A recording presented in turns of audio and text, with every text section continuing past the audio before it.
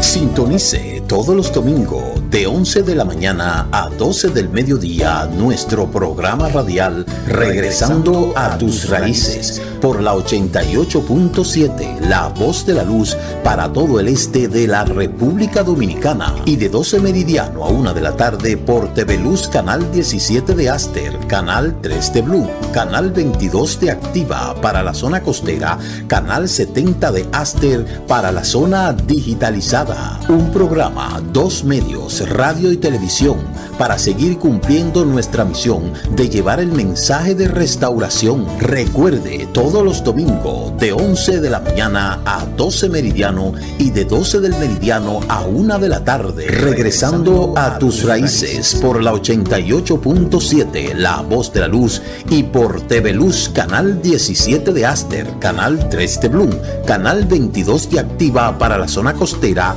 y Canal 70 de Aster para la zona digitalizada. Invita a la comunidad mesiánica israelita de Higüey y el Roé Ricardo Mojica.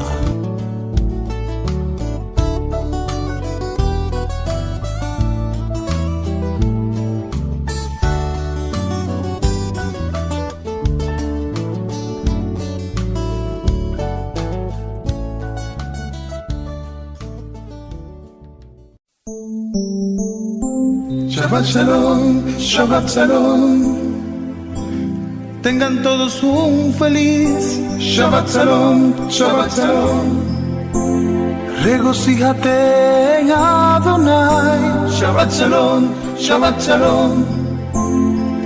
Sean todos bienvenidos al inicio de la celebración del Shabbat y al comentario del estudio semanal de la Torá. El reposo lleno de paz que proveyó Adonai para su pueblo Israel.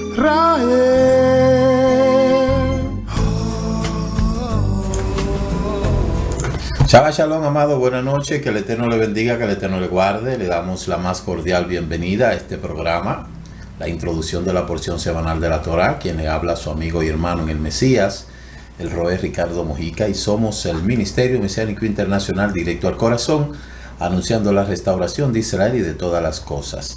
Saludamos a todos nuestros hermanos que están en sintonía. Recuerde compartir este programa en todas sus redes sociales. Y saludamos a todos aquellos que nos ven a través de TV Luz, Canal 17, Circuito Aster, y una decena y una determinada cantidad de canales que también pues sintonizan este programa. Canal 17 de Aster, Canal 3 de Bloom, Canal 22 de Activa y Canal 70 de Aster.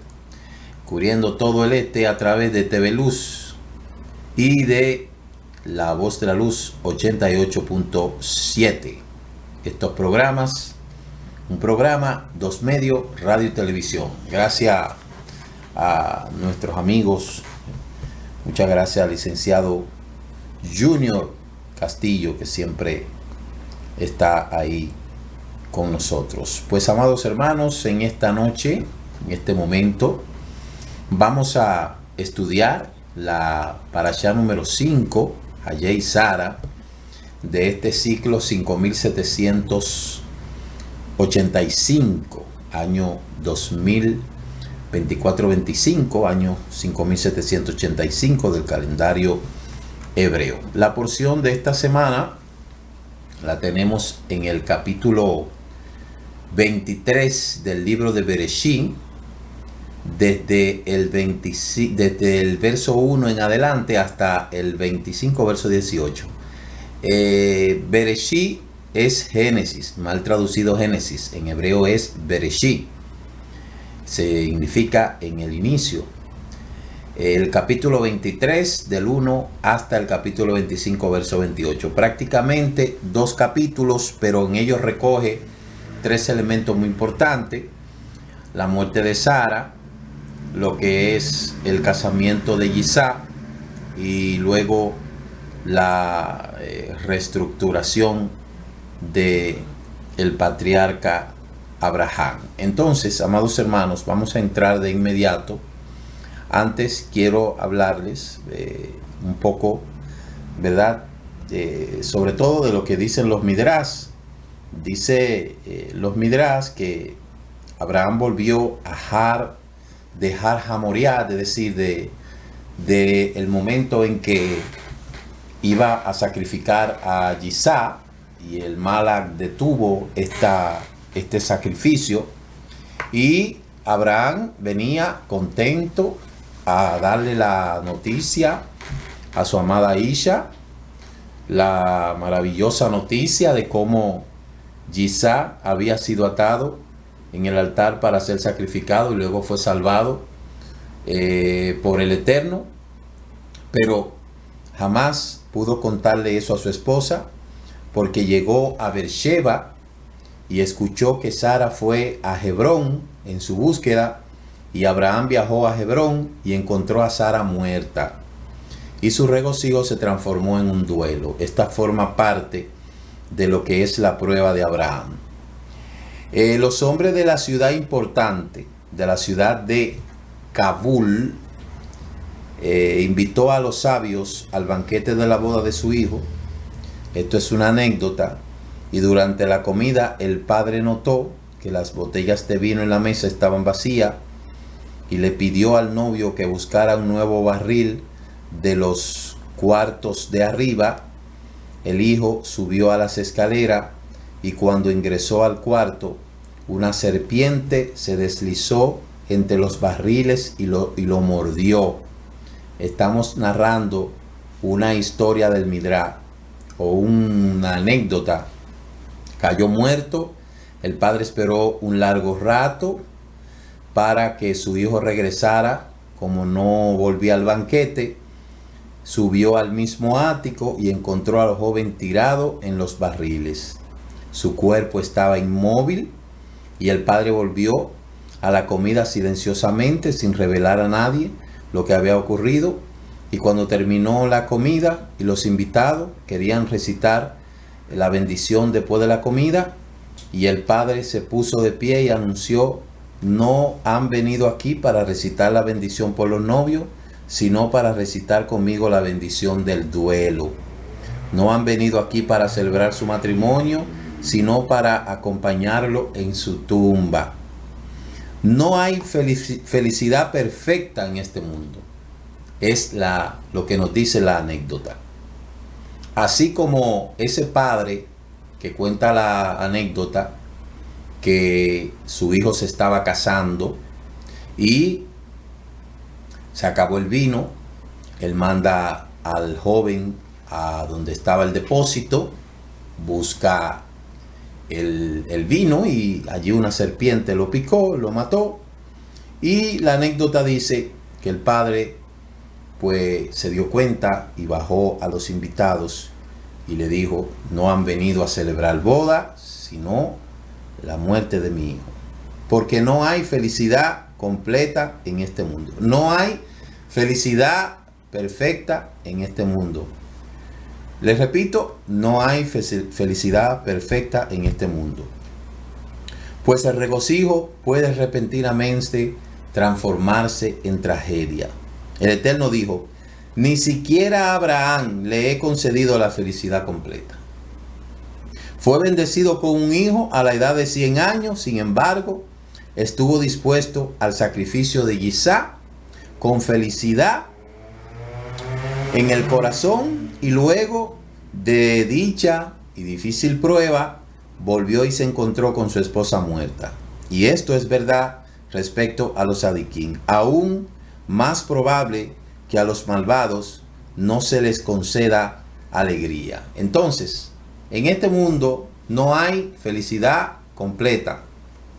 Aún con todo el esfuerzo que uno hace de practicar la Torá, de guardar los mandamientos, de llevar las reglas, de vivir conforme a como la Torá dice, pero no hay felicidad completa. Es el mundo en el cual vivimos. Ahora bien, la gente se preguntará: pero ¿por qué no puede haber una felicidad completa en este mundo? Fácil, porque en este mundo todo es imperfecto. Después del pecado de Adán, fíjese que la Escritura dice en el libro de Bereshit que todo lo que el Eterno hizo, lo hizo bueno. Sin embargo, después que Adán pecó, eso se convirtió en un hito.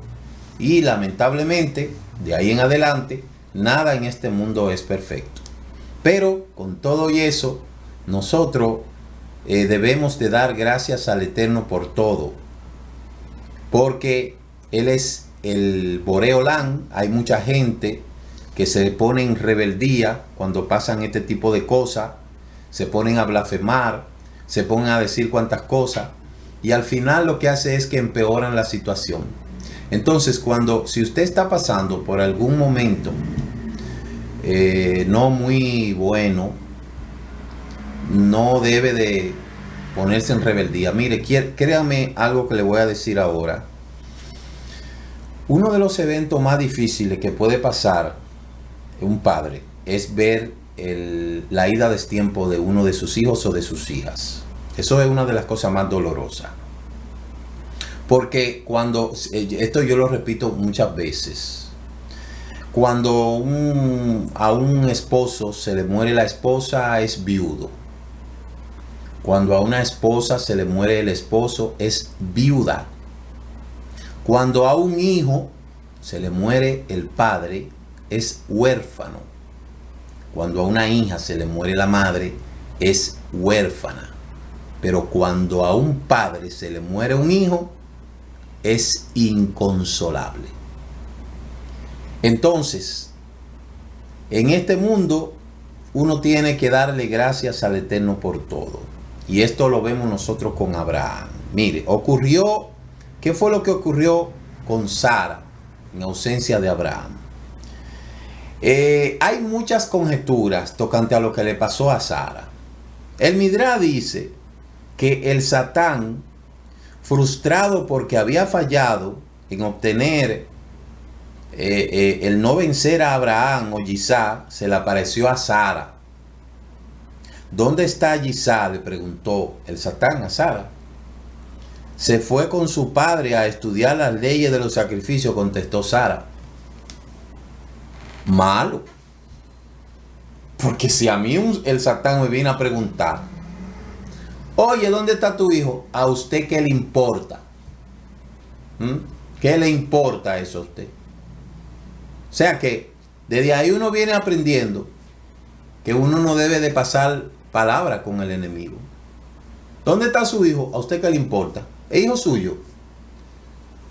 O en su defecto, está cumpliendo la voluntad del Eterno. Punto.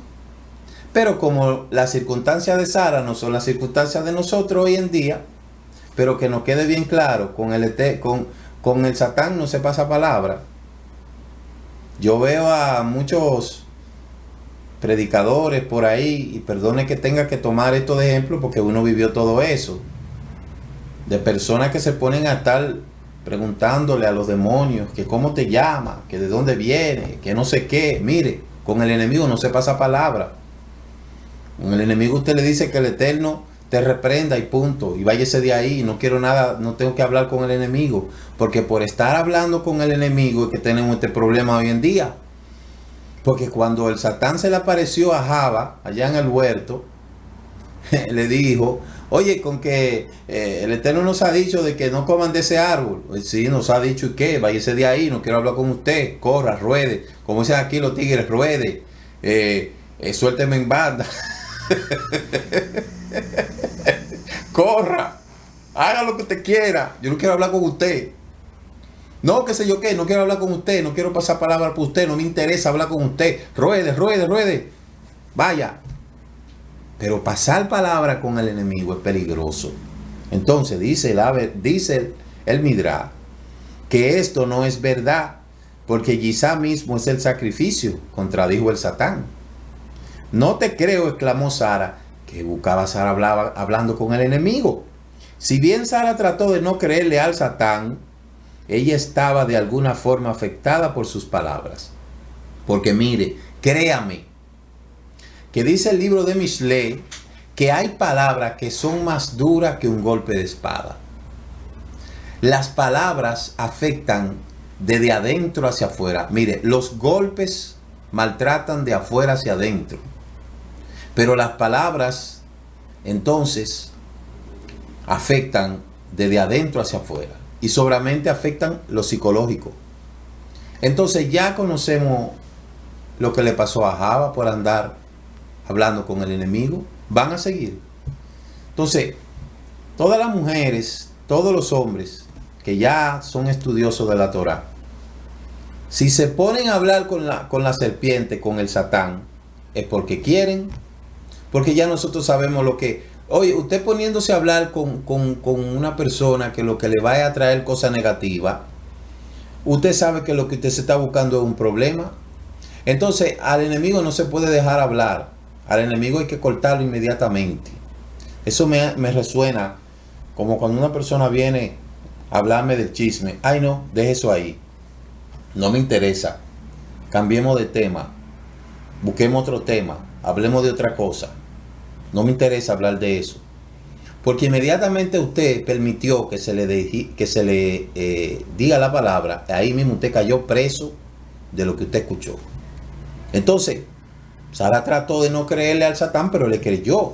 Ella estaba de alguna forma afectada por sus palabras. Por lo tanto, dejó su casa y se apuró a ir a la vivienda de Ahimán, Sheishai y Tamai, 3 gigantes que vivían en Hebrón, y les pidió: por favor, miren la distancia tan lejos como puedan. ¿Ven en alguna parte un hombre viejo acompañado de su hijo y sus 2 sirvientes? Los gigantes se elevaron a la máxima altura y miraron tan lejos como pudieron. Estamos hablando de lo que dice los Midrash. Sí, contestaron. Vemos a un hombre viejo en la cima de una montaña. Su hijo está atado en un altar y el hombre viejo sostiene un cuchillo en su mano. Y Sara gritó 6 veces y su alma partió. Es decir, que Sara murió de un sobresalto. Yo no sé por qué mucha gente se pone a pensar la manera en que murió Sara, porque lo relevante aquí no fue de que ella murió, sino que murió, porque de eso se trata la parashá.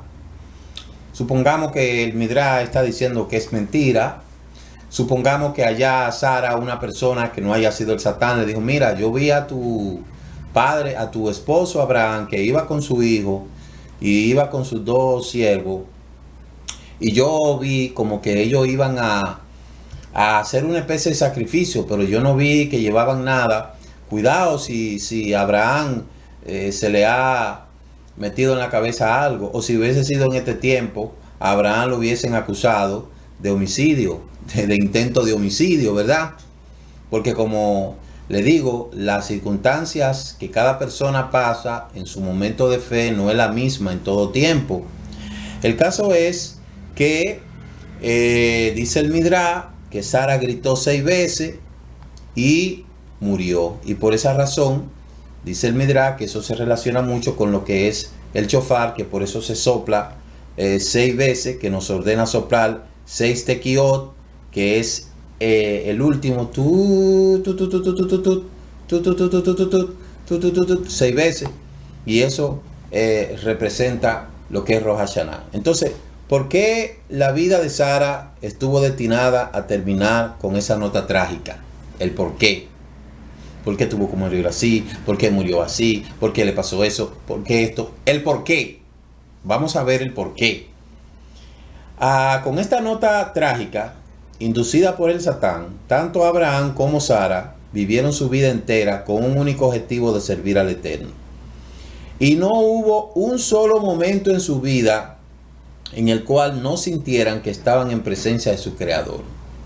Cuando el ángel de la muerte se aproximó a Sara para llevarse su alma, encontró su mente morando sobre la Shejinah divina, con tal intensidad que no pudo concretar su misión. Entonces tuvo que idear un plan para choquearla con la verdad de Yisá y distraer su pensamiento en un momento. Entonces pudo cumplir su tarea. Oiga la excusa, que esto es algo poco probable o incomprobable.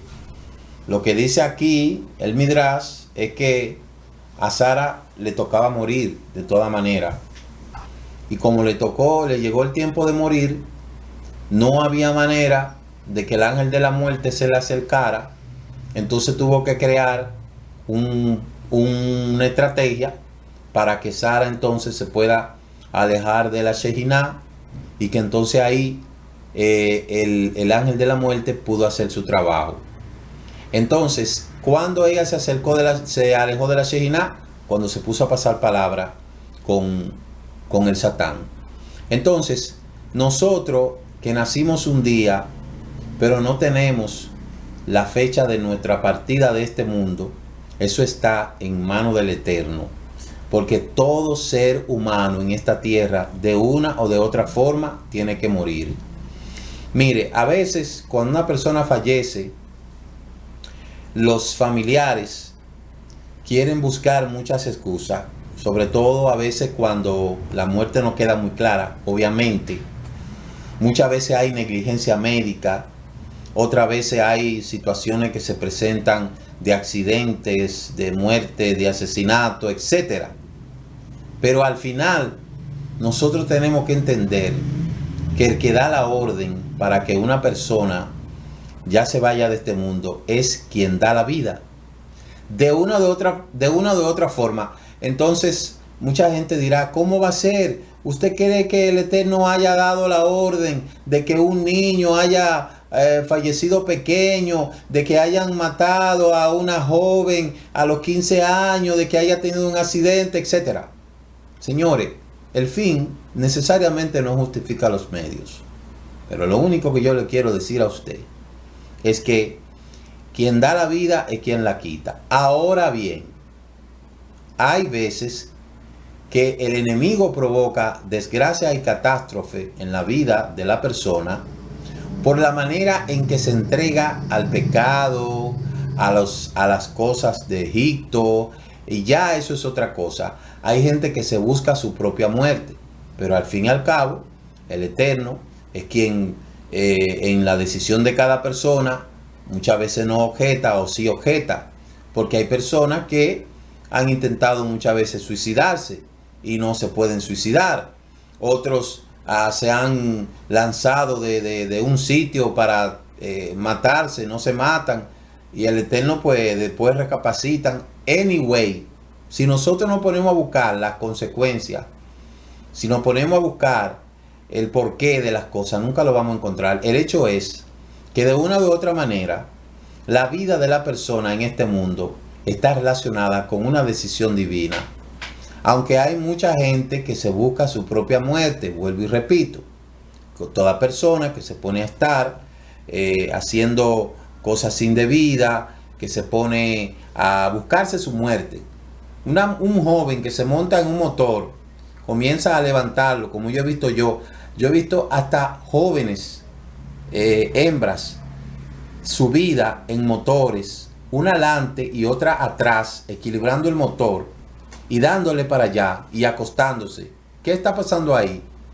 Yo creo que se están buscando su propia muerte. ¿Sabe por qué? Porque no se puede tentar al Eterno. Una persona que le gusta hacer deporte extremo, ¿para qué? O sea, yo veo un programa que ya no lo dan en Discovery Channel, que se llama 1000 maneras de morir, donde usted puede ver las idioteces que comete mucha gente buscándose su propia muerte.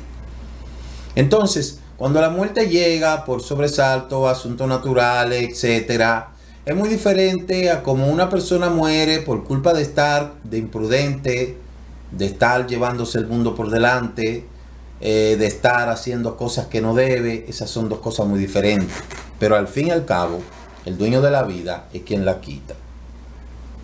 Dicho esto, entonces, quiero hablarle acerca de lo que es el duelo. La escritura dice que Abraham compró la cueva de Macpela y el Eterno le prometió a Abraham que iba a poseer toda esa tierra de Canaán. Ya nosotros hemos hablado acerca de lo que es la forma en que Abraham compró esa cueva a los hijos de Efrón. La cueva de Macpela era un territorio, un campo, donde Abraham pues quería sepultar a su difunta. Los sabios dicen que en esa cueva de Macpela estaban sepultados Adán y Java.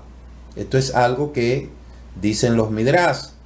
Aunque Efrón sobrevaluó la cueva, sabemos que esto tenía un valor histórico, profético para Abraham, lo cual no le importó a Abraham pagar la cantidad que Efrón le estaba pidiendo y adquirió la cueva para sepultar a su difunta esposa.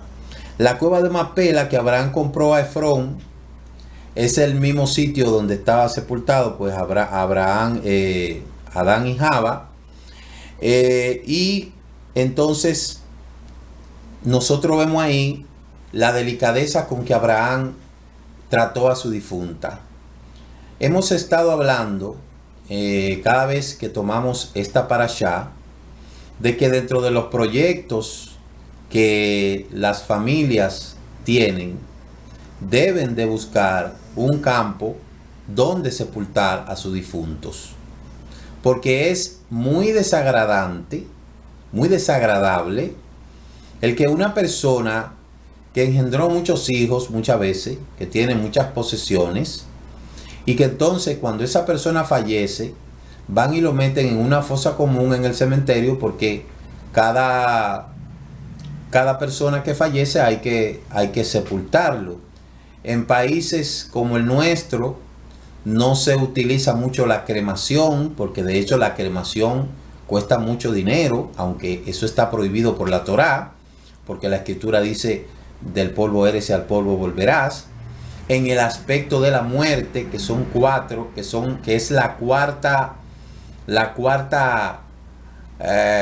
el cuarto lugar del ciclo de vida. El primer ciclo es el nacimiento, el segundo ciclo es la adolescencia, el tercer ciclo es la adultez y el cuarto ciclo es la muerte.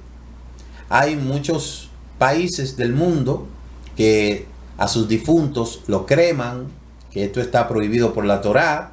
No dice específicamente no cremarás a tus familiares, pero sí dice que al polvo eres y al polvo volverá. Y una de las muestras es que todos los patriarcas fueron sepultados, no fueron cremados, porque si creemos que va a existir una resurrección, en la cremación no se cumple ese fin de la resurrección, porque el cremar a una persona es como exterminarlo, porque ya no queda nada de él. Y si la resurrección va a ocurrir en donde hay un cuerpo que está esperando que sea resucitado, cuando esa persona es cremada, no existirá una ubicación. Lo que dicen los Midrash, que los últimos en resucitar serán las personas que han sido cremadas, porque obviamente en la línea de la resurrección, eso dicen los sabios de Israel, la resurrección ocurrirá en Israel y luego desde ahí se va a ir expandiendo por todo el mundo, y los últimos en la resurrección serán los que han sido cremados, los que murieron cremados, o sea, los que cremaron su cuerpo. No hay un cuerpo, no hay una tumba, no hay un lugar. De ahí ampliamos este conocimiento. Hay mucha gente que ha sido devorada por fiera, otros sido sumergidos en el agua, pero de donde quiera que hayan fallecido, de ahí resucitarán un día, independientemente de donde el cuerpo esté o no esté, donde el polvo esté o donde no esté. La resurrección ocurrirá, y de donde quiera que esa persona haya fallecido, allí esa persona resucitará. Los que fueron cremados de último, eso es algo de los sabios. Entonces, un proyecto de familia debe de ser comprar en el campo, que yo no sé por qué le llaman campo santo, porque ahí no hay nada santo, ahí lo que hay es cadáveres en descomposición. No se debería de llamar campo santo, se le debería de llamar lugar de sepultura. En hebreo se dice Beit Almin, lugar de descanso, porque en muchos países se toman muy en serio la resurrección. Por ejemplo, en Israel hay una costumbre que usted ve que cada persona se le sepulta en tierra, ni siquiera se le pone ataúd muchas veces, sino que se envuelve en el talí, luego se deposita en la tierra, luego se le hace una matzebá, una especie de cripta, ¿verdad? Con el nombre. Se le ponen piedras. En la cultura hebrea no se le pone cruz, no se le pone solo que piedras, porque esto quiere decir que su memoria nunca sea borrada. Entonces, es de sumo interés ya nosotros que hemos venido a este conocimiento de la Torá, hemos aprendido la manera en que se debe de tratar a nuestros difuntos. ¿De qué manera? Pues hay que comprar un lugar allí en el lugar de descanso, en el cementerio, como se le llama, en el camposanto, que no es santo, y luego van a depositar allí los restos de nuestros seres queridos para que descansen en paz, porque aquí en nuestro país ni siquiera los muertos descansan en paz. Si usted no me cree, váyase a los camposantos de aquí, que no son santos nada, y vaya a ver como usted puede ver los ataúdes que los sacan uno para meter otro. Usted ve las osamentas por ahí regada, usted ve un desastre. Eso es un desastre. Yo hice un reportaje respecto a eso y claramente allí no es el sepulturero que saca a esos muertos de ahí, sino son los propios familiares. Entonces, eso es una falta de respeto al difunto. Y si usted puede ver, la ignorancia de la gente es grande. Como usted puede ver, en este país, en todo el mundo, hay estatus social. El pobre dice, yo no tengo que comprar nada porque cuando yo me muera, como quiera, me van a enterrar.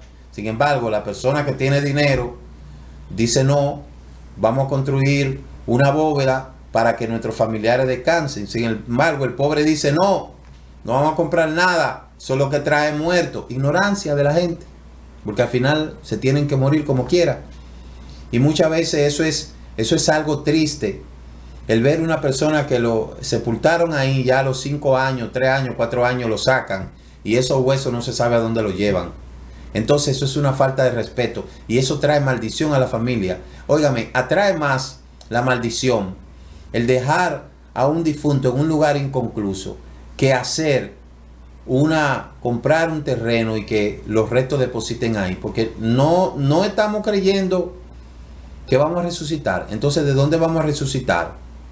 De una fundita, de un lugarcito que ponen esos huesos ahí, que eso es lo que dé pena, señores. Usted ve que en la funeraria la gente gasta miles y miles de pesos en una funeraria y esto, pero entonces van en un cortejo, a veces duran hasta 3 y 4 días para sepultar a una persona, pero entonces van y lo depositan en una tumba prestada y a los 5 años lo sacan de ahí y muerto al hoyo y ya, olvido total. Entonces la cultura hebrea no es así. Por eso ahí hablamos de lo que es el duelo. Mire, lo que es en el judaísmo provee un acercamiento estructurado hacia lo que es el duelo, que se divide en 5 etapas. La primera etapa del duelo se llama aninut, que es el periodo de la muerte y el entierro. Cuando la desesperación es más intensa, en este momento el duelo está exento de todos los requerimientos religiosos, más importante en conocimiento de su desconcierto mental. Lo más que impacta a la hora del impacto es la muerte, el impacto, murió fulano, murió fulana, eso impacta. Allí se va a la funeraria. ¿Para qué se han inventado las funerarias? Bueno, las funerarias se han inventado para que haya un lugar con toda la higiene posible, para ir allí a llorar a los fallecidos. Allí se llora. La funeraria es para eso, para llorar, para que la gente vaya. Antes se acostumbraba mucho de que eso se hacía en la casa. Todavía hay personas de escasos recursos que velan sus muertos en la casa. Pero ya la modernidad ha avanzado tanto que ya la gente lleva los restos de su persona a la funeraria, allí lo tienen, la funeraria se queda abierta hasta una determinada hora de la noche, dejan el cadáver ahí, y luego a las 6 de la mañana abren la funeraria, que es próximo a donde está ya el sepultar ese difunto. En la cultura hebrea se utiliza sepultar al difunto el mismo día que fallece. Si falleció en la noche, hay que sepultarlo antes de la caída del sol del día siguiente. Si falleció en la mañana, hay que sepultarlo antes de caer la tarde, porque esa persona ya cumplió su misión en esta tierra. Entonces esa parte de la Aninud, que es el duelo, el llanto, los gritos y todo eso, el dolor, las lágrimas, ya inmediatamente una persona salió de este cuerpo, ya cumplió su misión en este mundo. Tenerlo ahí, de taparlo como hacen aquí, que lo destapan, que lo llevan, lo pasean por todos lados, eso de nada sirve. Ya esa persona cumplió su misión. Y hay personas que mientras esa persona estuvo en vida, nunca llamaron, nunca visitaron, entonces están dispuestos a viajar 10.000 kilómetros para visitar a un difunto que ni en vida ni siquiera lo llamaron. Entonces yo siempre he dicho que en la funeraria y en el cementerio es donde se conectan las cosas más hipócritas. Por eso al muerto se honra y al vivo se cuida. La segunda etapa es la lamentación. Los 3 primeros días que suceden al entierro. Después de ese entierro se dedica al llanto. Hay mucho llanto y probablemente durante un mes la gente, dependiendo de la persona, si es joven, duele más, ¿verdad? ¿Por qué? Porque en la flor de la juventud, etcétera, todos los muertos duelen, pero unos duelen más que otros, porque hay personas que fallecen que ya su tiempo se cumplió, ¿verdad? Si ya está anciano, la naturaleza hizo su trabajo y debió de ya anciano, pues tiene que fallecer. Bueno, no es lo mismo que un joven que está en la flor de la juventud, que tuvo un accidente, que falleció de esto, de cáncer, de lo que sea. Eso duele, de verdad. Todos los muertos duelen, pero uno más que otro. Entonces la tercera etapa es la Shiva, que cubre los 7 días que suceden al entierro. Ya a los 7 días la persona debe de ir adaptándose, dependiendo, vuelvo y repito, el tipo de persona que haya sido. Esa fase del duelo, bueno, aquí le dan de que 9 días, no sé por qué. En la cultura hebrea son 7 días, se le da, como quien dice, un servicio memorial. Cabe destacar el hecho que está prohibido mandarse a hacer de que polocher y cosas con una foto del difunto. Eso está prohibido. Esa persona ya cumplió su misión en este mundo, hay que dejarlo que se vaya. Entonces de ahí en adelante viene la cuarta etapa, que se llama Seloshin, que es de 30 días. Recuerde, 3 días, 7 días, 30 días. A los 30 días el enlutado está obligado a salir de su casa a la Shiva, reincorporándose lentamente a la sociedad, porque la vida tiene que continuar. Ya a los 30 días la persona debe de salir del encierro, debe de comenzar poco a poco a incorporarse a sus actividades. ¿Por qué? Porque la vida debe de continuar. Es duro una cosa, cuando un familiar fallece, pasa a un segundo plano, está en nuestro corazón, ya no está en tu vida física. Entonces, duele, yo sé que duele, muy triste, son cosas muy fuertes, pero ya, dependiendo si es un hijo o una hija, un padre, una madre, al mes hay que irse incorporando poco a poco las actividades, no se puede quedar encerrado, porque puede ser peor. Y al año, que es la quinta etapa del duelo, después de los Seloshin, comienza la etapa del periodo de 12 meses, de días del entierro. En esta etapa, las cosas tienen que regresar a la normalidad. El trabajo, su rutina, los sentimientos internos siguen estando heridos por la pérdida de ser querido. Y durante este periodo de los 12 meses, el enlutado tiene prohibido participar en fiestas. Eso es lo que se conoce como el duelo. Pero ya al cabo de los 12 meses al año, tiene que incorporarse a sus actividades. Se recita el Kadish. El Kadish es lo que se recita, y luego la última etapa es el Ikor y el Iskor y el Lo Isaid, que es una ceremonia que se recuerda a los difuntos y se dice en cierto servicio de la sinagoga. Entonces, ya al año, en ese proceso de adaptación, si es viudo, ya debe de realizar totalmente sus actividades, y en el caso de la cultura hebrea, si es rabino al año, ya debe de ir cómo reconstruir su vida. Porque si es rabino, si es maestro, debe de reconstruir su vida. Y eso es así. Luego, ¿verdad? Que pasa el año, pues ya las cosas se van ya normalizando. Entonces,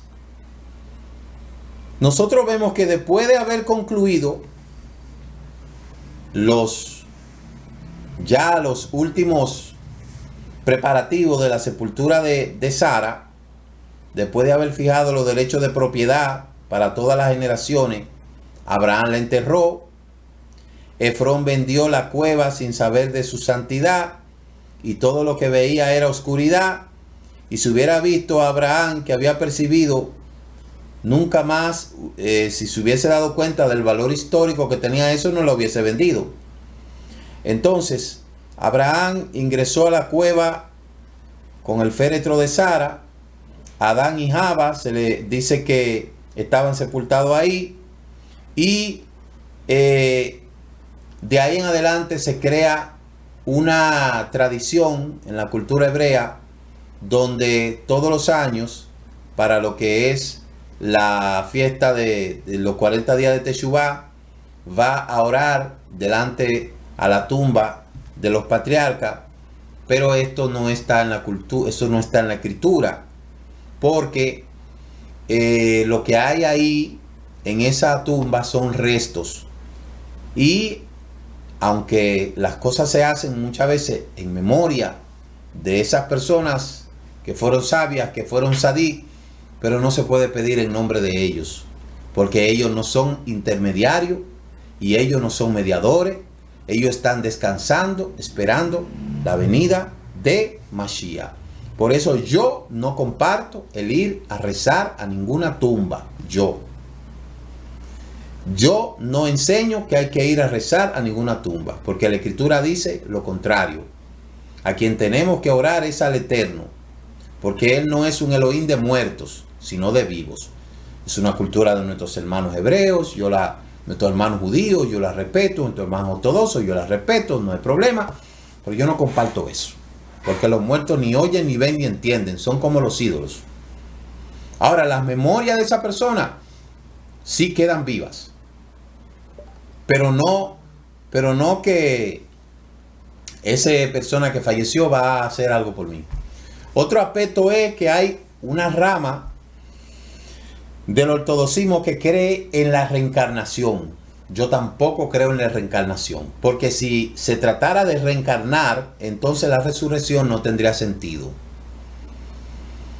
Tocante a la reencarnación, hay mucha gente que dice que sí, que cree. Yo no creo eso, porque si la reencarnación fuera verdad, entonces la resurrección no tendría ningún sentido. Además, ¿cuántas veces tendrá que reencarnar una persona para cumplir su trabajo entonces? De modo que yo no creo tampoco en la reencarnación.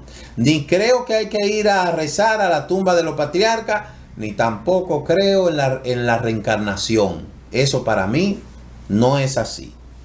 Terminado ya el fallecimiento de Sara, es una cosa importante que he tenido que tomar el tiempo para explicar esto, porque son de suma importancia. Cómo Abraham le dio el trato a su esposa fallecida. Lo mismo tiene que hacer cada familia, cada hijo, cada hija, cada esposo, cada esposa. Honrar a sus difuntos. Luego de ahí, terminada ya el fallecimiento de Sara y los posteros días del duelo, ahí viene entonces la encomienda de Abraham para enviar a Eliezer a buscar a una esposa. Ya hemos leído toda esta semana que Abraham era muy viejo, ya estaba viudo, tenía el control de todas las cosas y ya Abraham estaba anciano. Según el Midrash, 4 factores causan el envejecimiento en un hombre: el temor, la irritación de los hijos, una esposa mala y la guerra. Estas son 4 cosas que según el Midrash pone a la gente vieja, pero yo creo que hay mucho más.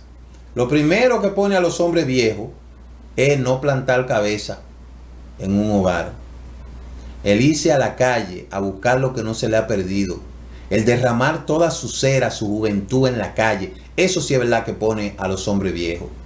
Que usted ve muchachitos de 30 y de 40, y yo que tengo 54 ya, yo parezco más joven que ellos. Eso sí destruye al hombre. El estar por ahí con 1, con 2, con 3, con 4, el no organizarse, el vivir bebiendo, los vicios, la calle, eso sí destruye al hombre. Eso sí lo pone viejo de verdad. El temor, todos tenemos temor. La irritación de los hijos, la mortificación de los hijos, eso pone a los hombres viejos también. Una esposa mala, terrible. Una esposa mala es lo más terrible que puede pasar, le puede tener un hombre. Y la guerra, claro que sí. Pero sobre todo, la mala vida. A lo que la gente le llama buena vida. Usted, hombre, usted que me está mirando a lo mejor, que tiene una buena esposa, pero usted es malo. Porque usted se va a la calle. Usted está desperdiciando toda su juventud. Usted ha botado todo. Usted no tiene una casa. Óigame, con lo viejo, nadie quiere nada. Esos hombres que están desperdiciando todo su dinero en la calle, quiero que usted sepa, y usted lo sabe, que las mujeres de la calle no bregan con viejos. Las mujeres de la calle no bregan con viejos ni con enfermedades tampoco. Entonces, hay que pensar muy bien en qué se está invirtiendo la juventud.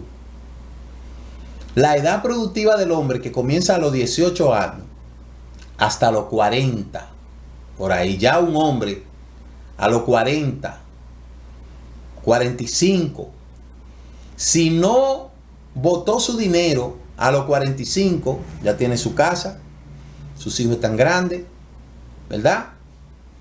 Ya tiene una forma de estar tranquilo, si no botó su dinero. Porque lo más terrible, escúcheme lo que le estoy diciendo, lo más terrible de un hombre es llegar a viejo, solo, sin dinero, sin casa y enfermo. Los vicios no te van a cuidar. La Presidente, la Brugal y toda esa compañía de bebida no tienen asilo de ancianos, no tienen lugar a donde ir, tampoco dan certificado de bebedor para aquellos que les gusta estar botando todo su dinero en la calle.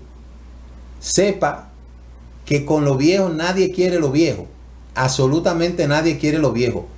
Y hay muchas perseguidoras de viejos porque esos viejos tienen dinero, tienen plata. Pero un viejo enfermo, sin plata, sin dinero, sin nada, nadie lo quiere, ni los hijos lo quieren. Tanto es así que cuando el viejo no tiene nada, viven tirándoselo del uno al otro. No, atiéndelo tú, no, atiéndelo tú, no, atiéndelo tú, porque el viejo no tiene nada. Pero si el viejo tiene un par de pesos guardados por ahí, todo el mundo se mata por guardar el viejo. Es el mundo en que vivimos. Lo mismo pasa con las madres. Te oye muchos hijos, ay, que mi madre, y se viven peleando, no, tráemela a mí, no, tráemela a mí. Pero eso es porque hay 2 o 3 pesos guardados ahí. Pero si no hay nada, óigame, ser viejo es lo más tedioso que hay en este mundo. Pero cuando usted es una persona que trabaja con sabiduría, usted es una persona que sabe administrar las cosas, cuando lleguen los achaques de las enfermedades, porque llegan, que usted tenga hijos que se puedan hacer cargo de usted, porque orgullosamente ellos puedan decir, ese es mi papá que se dedicó a criarme. Y si tiene una esposa, esa esposa diga, no, a ese yo tengo que cuidarlo, porque ese es mi esposo. Ese ese vivió conmigo muchos años y tuvimos muchos años juntos de casado. Qué bueno, es así, pero no es así en la mayoría de los casos, donde muchos jóvenes, muchos viejos mueren en el anonimato, en un asilo de ancianos, y muchas veces mueren solos porque se dedicaron a una vida de bohemio, se dedicaron a desperdiciar el dinero en la calle, se olvidaron de que tenían hijos. Entonces la desgracia de las enfermedades, que la próstata, que el cáncer, que infección en el hígado, que dolores reumatoides, que otra cosa, el Alzheimer, todo eso, nadie quiere bregar con viejos, yo se lo digo, nadie quiere bregar con viejos. Entonces, hay que construir una buena vejez, una buena zapata para la vejez. Los años de la juventud productivo son años para uno plantar cabeza, para que la persona plante cabeza, para que la persona se dedique a educar a sus hijos, a formar a sus hijos, a construir una casa. ¿Usted sabe lo terrible que es llegar a viejo y no tener una casa? ¿Usted sabe lo terrible que es eso? ¿Usted sabe lo terrible que es llegar a viejo y no tener a nadie que se preocupe por esa persona? Porque esa persona se dedicó nada más a botar su dinero en la calle. Las mujeres de la calle no cuidan viejo enfermo, ni sin dinero y sin nada. Así es que sepa eso, que la gente no aprende y las cosas se viven repitiendo todos los días. Entonces, dice la Escritura que David envejeció por temor, que estaba aterrorizado por la espada del ángel del Eterno. Dice también que Ed era viejo y escuchó lo que sus hijos hicieron a Israel. ¿Usted se acuerda? Ese gran juez, ¿verdad? El rey Shlomo decía que sus esposas practicaban idolatría. Y respecto a Yehoshua se dice que inició guerra contra 39 reyes. Inmediatamente después era viejo. Entonces, nadie quiere lo viejo. Enfermo, sin dinero y sin nada. Por ahí hay muchas muchachitas casaviejos, ¿verdad? Muchas mujeres que se ponen a casar viejos, pero que tienen el dinero, no enfermos. Y eso seguirán hasta que la plata los divorcie. Entonces, póngale ojo a eso, porque la vida se repite, se repite y se repite. Entonces, Abraham le dijo a su siervo: vete, búscame una esposa para mi hijo Isaac. Esta fue una de las dos cosas que él hizo. Primero le buscó una esposa a su hijo Isaac, que fue Rebeca. Eliezer fue y buscó, ya usted conoce la historia que le hemos estado leyendo. Hemos estado hablando de cómo Eliezer, siervo fiel, instituyó ese cumplimiento y fue y le buscó una esposa a su hijo Isaac. Pero después que le buscó la esposa a Isaac, el patriarca volvió a casarse con Agar, quien asumió el nombre de Ketura. Y usted sabe cuántos hijos tuvo con ella. 6 hijos más. Óigame bien. Aquí el Midrash, como ya hemos terminado, que no tengo tiempo para desglosar eso. Después de que Isaac se casó con Rica, Abraham volvió a casarse. Abraham ya había tenido a su más ilustre hijo y heredero. ¿Y por qué consideró apropiado volver a casarse en su vejez? Porque si un hombre durante su juventud tuvo una esposa que le dio hijos, de todo modo, no debería restringírsele casarse y engendrar hijos a una edad avanzada, pues no puede saber cuál de los hijos será mejor. Y aprendemos esto de Abraham, a quien se dice que Abraham había tomado otra mujer más que se llamaba Ketura. Entonces, no debió casarse. Abraham no debió casarse, o debió casarse y no tener hijos, porque esos 6 hijos de Abraham son los que le han dado los problemas más grandes a Israel. Dice el Midrash que Yehudá nos enseña que si estudia la Torah en tu juventud, aprende Torah durante tu vejez, también pues no sabes cuál Torah perdurará. Rabí Akiva enseñó que si tú enseñas a tus estudiantes en tu juventud, no dejes de enseñar en su vejez. Esto no puede saber cuál de los estudiantes perdurará y resultará mejor. No se tiene que relacionar una cosa con la otra. Así como Abraham cumplió la orden del Eterno de divorciarse de Agar y despedirla, así Abraham se volvió a casar con ella a instancia del Eterno. La Torá relata que Abraham se casó con una esposa de nombre Keturá, pero en realidad se volvió a casar con Agar. Si Keturá era la misma persona que Agar, ¿por qué la Torá le da un nombre diferente? Agar, después de dejar la casa de Abraham, volvió a la idolatría de la casa de su padre y luego hizo Teshuvá, modificó toda su personalidad. Por lo tanto, el Eterno la renombró Keturá. En este nuevo nombre fue elegido porque significa que sus acciones eran positivas. Se había apartado de otros hombres durante sus años de separación con Abraham. El nombre también implica sus actos, como el incienso se llama Keturá, Ketoret, incienso. Por eso es que Agar es Keturá. Keturá es el nombre nuevo que se le dio por incienso. O sea, de Agar a Keturá o Ketoret, incienso. Hay muchas cosas que yo no las comparto de los Midrash, pero uno tiene que acatarse a eso. El Eterno le ordenó a Abraham tomar a Keturá nuevamente porque él sabía que ella merecía unirse con él. Cuando Abraham se casó con Keturá, no la llevó a la tienda de Sara, salvo Rica, ninguna otra mujer ingresó a esa tienda. Keturá dio a Abraham 6 hijos: Sinra, Lashan, Madán, Midian, Ishba y Shua. Estos varones fueron todos idólatras. Todos idólatras. Sus nombres reflejan sus actos. Por ejemplo, Sinra, cantante de ídolo. Ishkan, baterista de ídolo. Cuando Abraham se volvió a casar tenía 140 años de edad. ¿Para qué se volvió a casar? O más bien, ¿para qué volvió a tener más hijos? ¿Usted se acuerda lo que hizo Midian? Los midianitas, cuando en la parashá Balak fueron a maldecir a Israel, lo que hizo Midian, metió la nariz, porque todos estos hijos lo que hicieron fue que le hicieron la guerra a Yisá. Entonces, esto fue un error que el patriarca cometió. No debió de tener hijos, y no tuvo uno ni dos, no, tuvo 6 hijos más. ¿Usted sabe lo que son 6 hijos? Entonces todo el Medio Oriente está emparentado. Y la tirria, el odio que tienen contra Israel, es porque a Yisá se le dio la promesa de toda esa tierra. Pero todos son emparentados. Si tuviéramos la facilidad, yo sé que la hay, de hacerle ADN a toda esa gente del Medio Oriente, todos están emparentados. Porque todos esos hijos de Abraham se volvieron naciones. Entonces al final en el Medio Oriente lo que hay es una guerra de familias